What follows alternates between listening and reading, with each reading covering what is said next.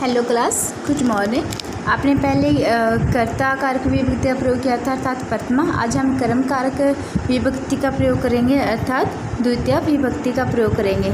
द्वितीय विभक्ति में सबसे पहले एक जो चीज़ होती है ध्यान रखने की वो ये होती है कि इसमें को का चिन्ह मिलता है अर्थात इसका प्रयोग को वाले वाक्य में अधिकतर किया जाता है। और जो उपपद विभक्तियाँ थी वो भी मैंने आपको भेजी थी, जैसे अभित, प्रीत, उभत, सर्वत, अधि, प्रति, अनु, उन सब में भी द्वितीय विभक्ति का प्रयोग किया जाता है। अभी इसमें आपकी परिभाषा भी दी हुई है कि कर्म कारक किसे कहते हैं कि क्रिया के व्यापार का फल जिस पर पड़ता है। क्रिया के व्यापार का फल, क्रिया क्या होती है? जो कार्य आप करते हो, जैसे आप मेहनत का, किसान जैसे बीज बोता है अपने खेत में मेहनत का काम करता है तो उसका फल उसके जो व्यापार पर पड़ता है। ठीक है, जैसे कहते हैं ना कि जैसा कर्म करोगे वैसा ही पाओगे। तो इसमें सारा आपका ये जो आपकी विभक्ति है वो कर्म से ही संबंधित है कि जैसे एक बच्चा पढ़ लिख कर खूब मेहनत करता फिर क्लास में फर्स्ट आता, वो सब क्या हो उसकी क्रिया का ही कारण है कि उसने मेहनत की समय पर, खूब पढ़ा लिखा इसलिए वो क्लास में फर्स्ट आया।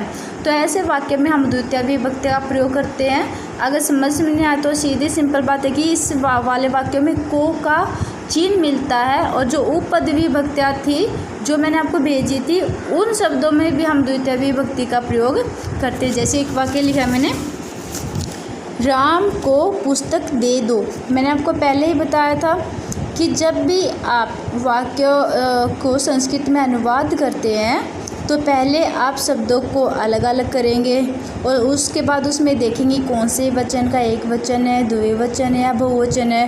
फिर उसमें ये ढूंढेंगे कि कौन सी लकार का प्रयोग है, लिट लकार है, लरित लकार है या फिर लोट लकार का। फिर उसमें ढूंढेंगे लिंग कौन सा है, फिर ये पता लगाएंगे कि क्रिया कौन सी है। ठीक है, इस प्रकार से हम वाक्यों को बनाएंगे। ये देखिए, राम को पुस्तक दे दो, सबसे पहले लगाया वचन कौन सा है, एक वचन है, मिल गया वाक्य को देखते ही हमें। फिर हमने ढूंढा कि कौन सी धातु का प्रयोग किया गया, लट लकार वाली धातु का प्रयोग किया गया क्योंकि लोट लकार में आज्ञा या आदेश वाले वाक्य का प्रयोग हुआ। और इसमें दे दो मतलब राम को पुस्तक दे दो, कोई आपसे कह रहा है तो जिस पर कोई आपको आदेश देता है, आज्ञा देता है तो उसमें लोट लकार का ही प्रयोग किया जाता है। राम को ऊपर से आपको ये चिन्ह मिल गया, कौन सी विभक्ति का है, कर्म विभक्ति का है अर्थात द्वितीय विभक्ति का चिन्ह है। तो जिस भी शब्दों के पीछे जो आपको चिन्ह मिलते हैं तो उन शब्दों में हम द्वितीय विभक्ति का प्रयोग करते हैं।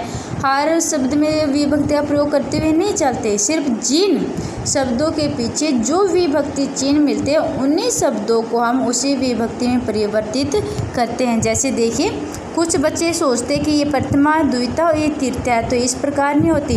प्रथमा द्वितीय तृतीय विभक्ति एक तरफ लिखी होती है और ऊपर एक वचन, द्विवचन, बहुवचन रहते, क्योंकि धातु में भी 3 प्रकार के वचन होते हैं और शब्द रूपों में भी।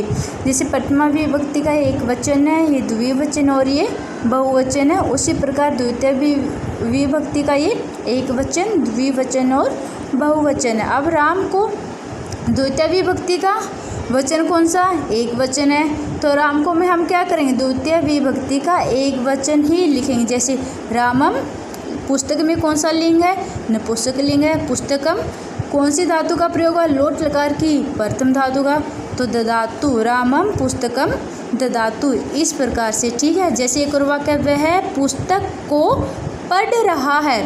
जिन वाक्यों में ये इस प्रकार के शब्द मिले, रहा है, रहे हैं, रही है, तो उसमें हम पठती, पठत, पठंती का प्रयोग नहीं करते, उसमें हम इस प्रकार की धातु चलाते हैं, पाठयति। ठीक है, पाठयति, पाठयते, पाठयन्ति। तो वह कौन है, सह। पुस्तक को, पुस्तक के बाद आपको ये चिन्ह मिल गया कौन सी विभक्ति का, द्वितीय विभक्ति का, तो पुस्तक को, तो इन वाले को भी पुस्तक के साथ ही ले लेंगे। पढ़ रहा है तो इसको भी इकट्ठा ही रहने देंगे, वचन कौन सा, एक वचन है। विभक्ति कौन सी है, इसको देख के पता चल गया द्वितीय विभक्ति का है। और कौन सी लकार का प्रयोग हो रहा है, लट लकार का प्रयोग हो रहा है, तो कैसे लिखेंगे, सह पुस्तकम।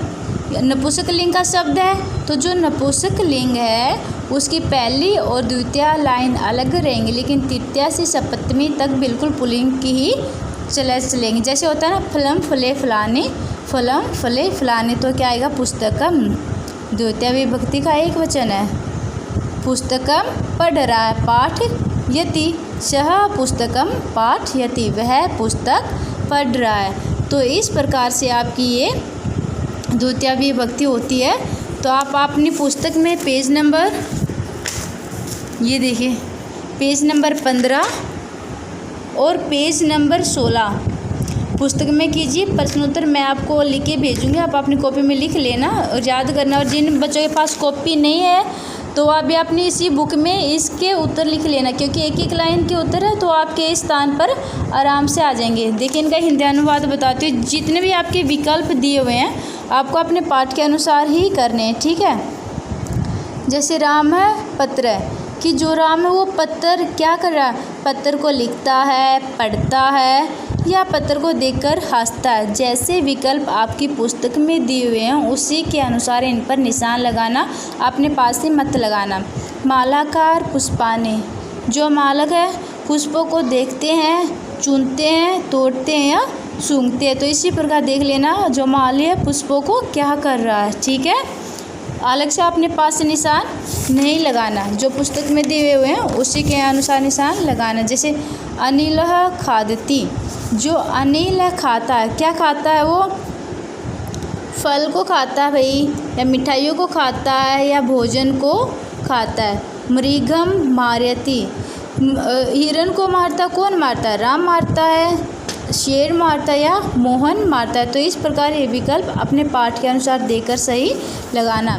रिक्तानानि पूर्यते, रिक्तान भरे राम लिखती, राम लिखता है क्या, सह चिनोती वह चुनता है। नीशु अस्ति, नीशु है क्या है, चैप्टर में होगा भोजनम अस्ति, भोजन है। दुग्धम अस्ति, दूध है, ठीक है। तो इस प्रकार ये भी अपने चैप्टर से देखकर भर लेना। अधोलिखितानाम प्रश्नानाम उत्तर, ये मैं आपको लिख के भेजूँगी, आप याद कर लेना और कॉपी में लिख लेना। जिन बच्चों के पास फेयर कॉपी नहीं है तो वो अपनी इसी बुक में यहाँ पर जो ये दिए हुए रिक्त स्थान से यहाँ पर आपने उत्तर लिख लेना।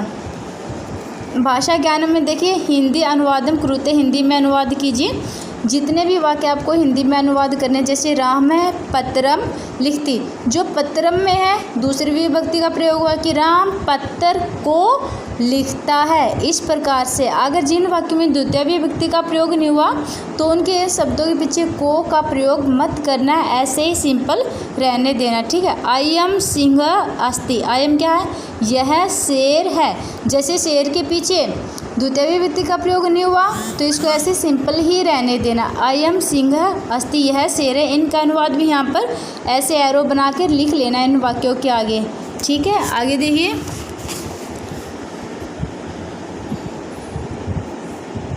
संस्कृत अनुवादम